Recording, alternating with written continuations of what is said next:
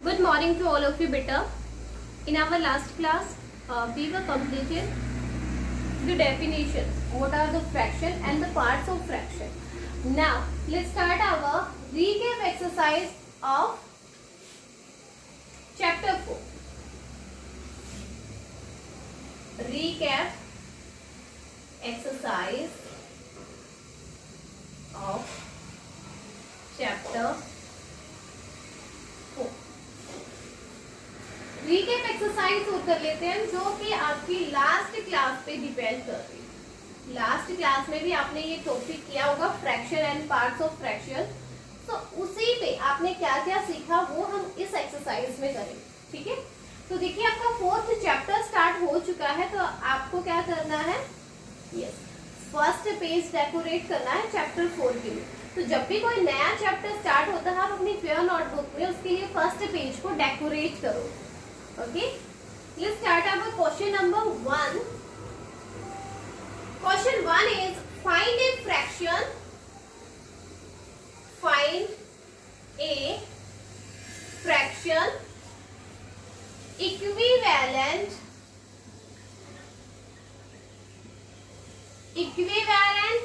to a given fraction. To a given fraction. Using multiplication. Find a fraction. आपको एक fraction find करना है जो इक्विवेलेंट होना चाहिए। इक्विवेलेंट क्या होता है, हमने कल डेफिनेशन की थी। तो इक्विवेलेंट वो होता है कि जिसमें न्यूमरेटर और डिनोमिनेटर डिफरेंट हो सकते हैं बट उनकी वैल्यू है ना वो सेम होनी चाहिए, है ना। Having the same value even though the numerator and denominators are different. Value same होनी चाहिए, न्यूमरेटर और डिनोमिनेटर आपके डिफरेंट हो सकते हैं। तो हमें यहाँ पे एक फ्रैक्शन गिवन है just like in A part 3/5 fraction given है। इसके इक्विवेलेंट एक फ्रैक्शन हमें निकालना है, लेकिन हमें निकालना है कौन से मेथड से, यूजिंग मल्टीप्लिकेशन। मल्टीप्लाई करके वो फ्रैक्शन निकालना है। तो जब भी आपको इक्विवेलेंट फ्रैक्शन निकालना हो तो आप क्या करोगे, सेम नंबर से मल्टीप्लाई करोगे। किसमें, न्यूमरेटर में भी और डिनोमिनेटर में भी सेम नंबर से मल्टीप्लाई करना है। देखिए अगर हम अपने इसमें 1 से मल्टीप्लाई करते हैं दोनों को तो ये तो सेम फ्रैक्शन ही आ जाएगा, है ना, 3/5 ही आ जाएगा। यानी इसकी मल्टीप्लिकेशन 1 से हुई है। बट हमें तो क्या निकालना है, इक्विवेलेंट निकालना है कि डिफरेंट होना चाहिए न्यूमरेटर एंड डिनोमिनेटर। सो अब हम क्या करेंगे, मल्टीप्लाई करेंगे इसकी 1 को नहीं 2 से मल्टीप्लाई करेंगे। 2 से ही हम न्यूमरेटर की मल्टीप्लाई करेंगे और 2 से ही डिनोमिनेटर की। 2 3 6, 2 5 10, 6/10। तो 6/10 एक इक्विवेलेंट फ्रैक्शन है किसका, 3/5 का। 3/5 ये है, 3/5 ही ये बनेगा क्योंकि अगर आप इसको 2 से डिवाइड कर दोगे तो वही 3/5 आ जाएगा, है ना। तो ये वैल्यू दोनों की क्या है, सेम है बेटा। ठीक है, तो विद मल्टीप्लिकेशन आप किसी सेम नंबर की, जरूरी नहीं आप 2 से ही करोगे, कोई भी सेम नंबर ले लीजिए, 2 3 4 5 6 7 8 9 10 अप टू सो, कोई भी नंबर लीजिए। सेम नंबर से आपको मल्टीप्लाई करना है और सेम नंबर से आपको नीचे वाले से भी, डिनोमिनेटर से भी मल्टीप्लाई, दोनों नंबर्स को, दोनों न्यूमरेटर और डिनोमिनेटर को सेम नंबर से मल्टीप्लाई करवाना है। तो आपका क्या होगा, equivalent fraction. Next B part is 4/7। 4/7 के इक्विवेलेंट निकालना है। तो यहाँ आप चाहे 2 से चलिए, यहाँ हम 3 से मल्टीप्लाई कर देते हैं दोनों। 4 3 12, 7 3 21। तो 12/21 इक्विवेलेंट फ्रैक्शन होगा किसका, 4/7 का, क्योंकि वैल्यू दोनों की सेम है। सेम बेटा आपको सी पार्ट करना है 2/9। ये आप खुद करोगे 2/9। ओके, आपको बस मल्टीप्लाई करना है, चाहे आप 2 से कर दीजिए, चाहे 3 से, 4 से, जो भी आपको इजी लगे आप कर सकते हैं। Okay, now question number is find a fraction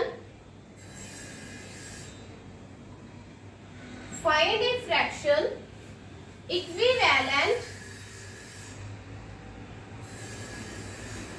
to a given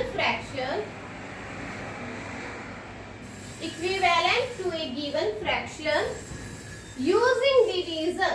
देखिए फर्स्ट क्वेश्चन में हमने यूजिंग मल्टीप्लिकेशन किया था, बट अभी हम क्या करेंगे यूजिंग डिवीजन, यानी डिवाइड करके हमें इक्विवेलेंट फ्रैक्शन निकालना है बेटा। निकालना हमें क्या है, फाइंड हमें इक्विवेलेंट फ्रैक्शन ही करना है बट डिवीजन से।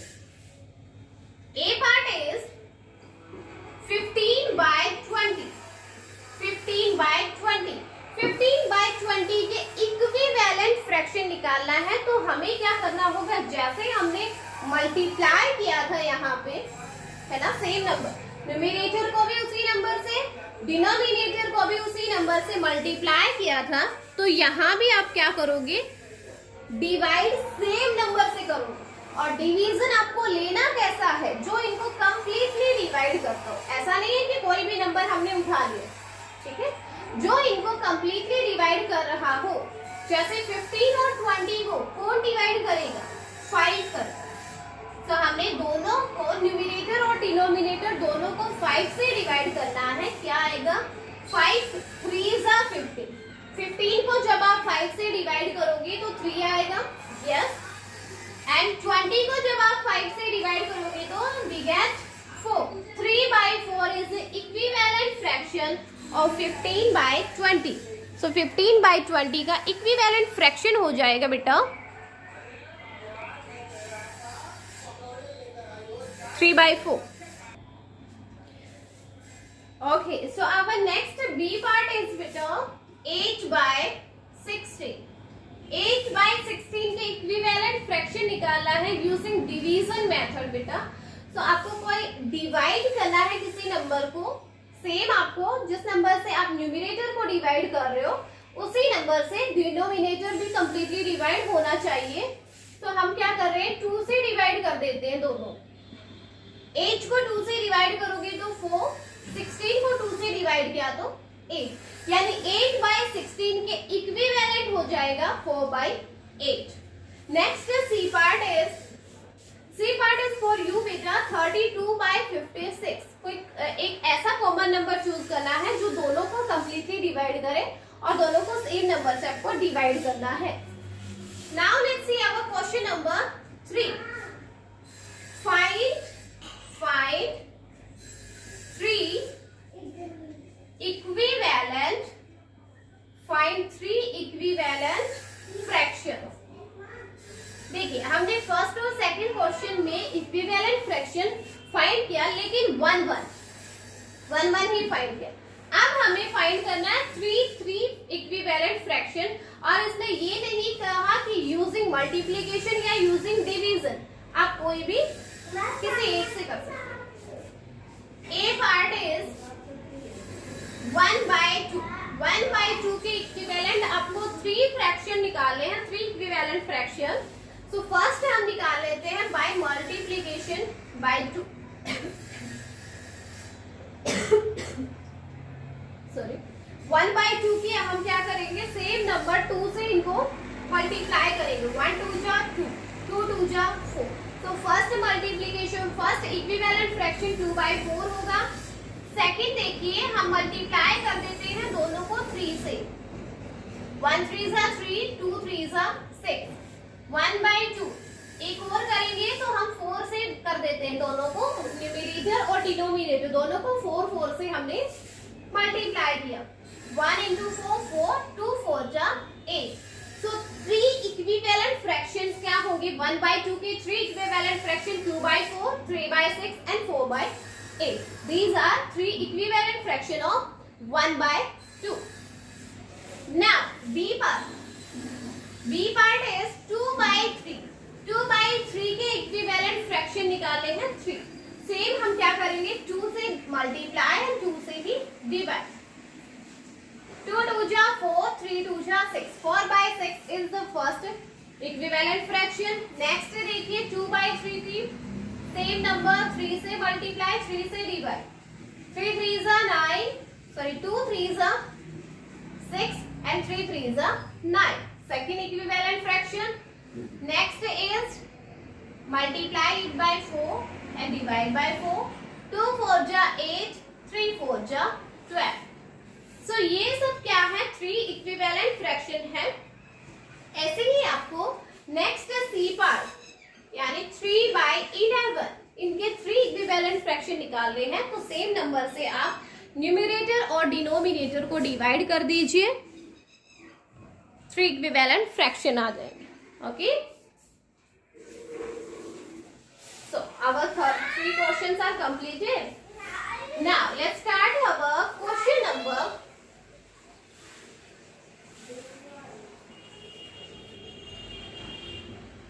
Question number 4.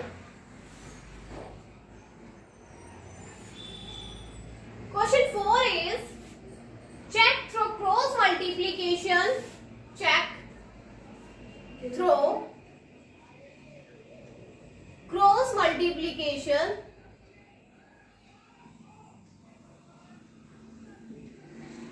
Check through cross multiplication whether the following pairs, whether the following pairs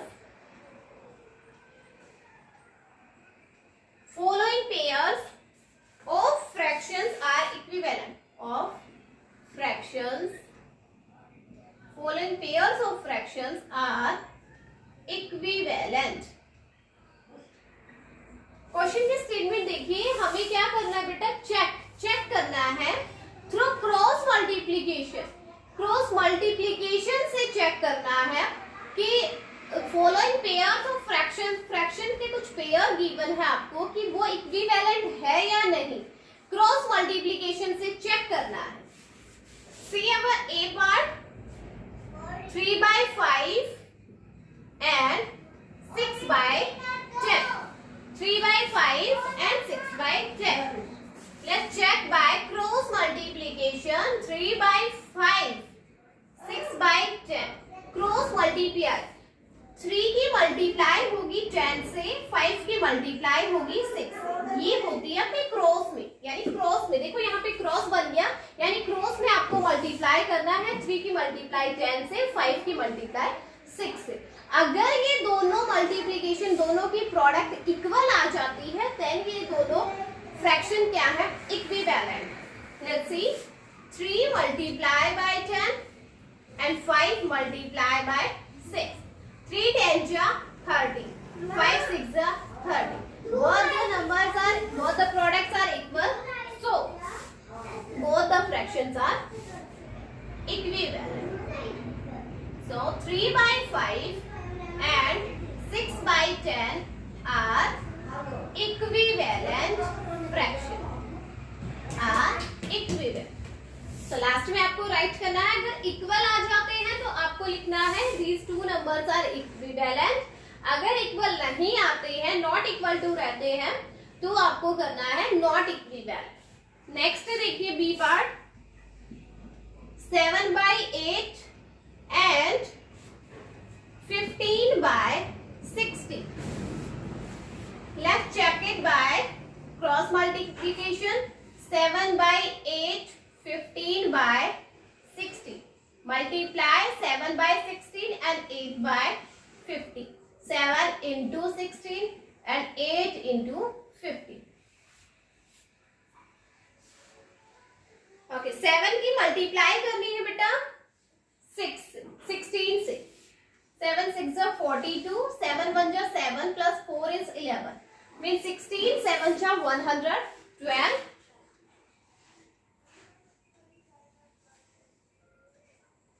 Now 15 8 ja. Let's check 15 8 ja.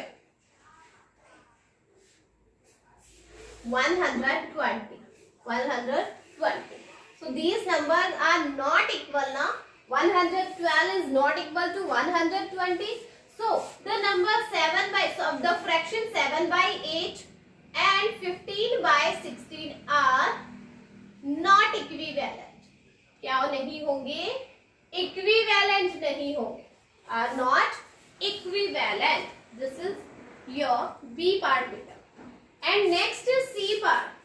C part is 4/5 and 36/45. ये क्वेश्चन आपके लिए है। आप क्या करोगे, क्रॉस मल्टीप्लाई करवाओगे 45 की मल्टीप्लाई 4 से, 5 की मल्टीप्लाई 36 से। अगर दोनों की प्रोडक्ट इक्वल आ जाती है देन ये इक्विवेलेंट है, और अगर ये इक्वल नहीं होती है तो not equivalent. This is your question number 4 बेटा। Now let's see our question number 5.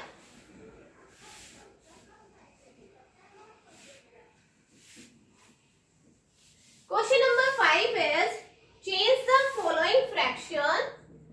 Change the following fractions. Change the following fractions into whole numbers. Into whole numbers. Whole number. Fractions को हमें change करना है बेटा किसमें, whole numbers में, यानी वो हमें न्यूमरेटर और डिनोमिनेटर के फॉर्म में नहीं चाहिए, वो हमें चाहिए होल नंबर्स में। लेट्स सी अब ए पार्ट 12/12। 12/12 क्या है, न्यूमरेटर 12 है, डिनोमिनेटर 12 है, फ्रैक्शन की फॉर्म में है, इसको हमें राइट करना है होल नंबर में। सो 12 को आप 12 से डिवाइड करोगे, है ना। 12 को जब हम 12 से डिवाइड करेंगे तो हमें क्वोशिएंट क्या मिलेगा, 1। यानी 12 को 12 से डिवाइड कीजिए, 1 ही तो मिलना है, या 12/12 बोलिए या फिर 1 बोलिए, एक ही बात है। 12/12 1 होता है, हमने 1 राइट किया, बट ये किसके फॉर्म में था, फ्रैक्शन की फॉर्म में। हमें क्या चाहिए, होल नंबर की फॉर्म में, यानी फ्रैक्शन में नहीं चाहिए। तो आप 12/12 को हम कैसे राइट करेंगे, 1। Next B part 9/1. 9/1 is a fraction. 9 is numerator and 1 is denominator. तो हमें तो राइट करना है बेटा इसको होल नंबर्स में। कैसे राइट करेंगे, यस 9 को 1 से डिवाइड करेंगे तो आंसर क्या आएगा, 9 ही आएगा। अब 9/1 लिखिए या डायरेक्ट 9 लिख दीजिए, सेम है, यस। बट हमने क्या करना है, होल नंबर में, फ्रैक्शन में राइट नहीं करना, तो हम जस्ट 9 राइट करेंगे। Okay, next C part is 32/8. 32/8. 32 इज numerator and 8 is denominator, but हमें राइट करना है होल नंबर्स में। तो आप 32 को 8 से डिवाइड कर दीजिए, 8 1 जा 8, 8 4 जा 32। ओके, सो 32 को जब आप 8 से डिवाइड करोगे आंसर क्या आएगा, 4। आंसर क्या रहेगा, 4। सो 32/8 को हम फ्रैक्शन में ना लिख के होल नंबर में 4 लिख देंगे। सो ये आपका क्वेश्चन नंबर 5 हो जाएगा। क्वेश्चन नंबर 5 के 3 पार्ट गिवन थे, ए बी सी, जो बहुत ही इजी क्वेश्चन था। आपको क्या करना था, जस्ट फ्रैक्शन से होल नंबर में कन्वर्ट करना था। तो जो फॉर्म दे रखे उनको डायरेक्ट डिवाइड कर दीजिए, आपका होल नंबर आ जाए। ठीक है, तो आज आप करोगे ये 5 क्वेश्चन।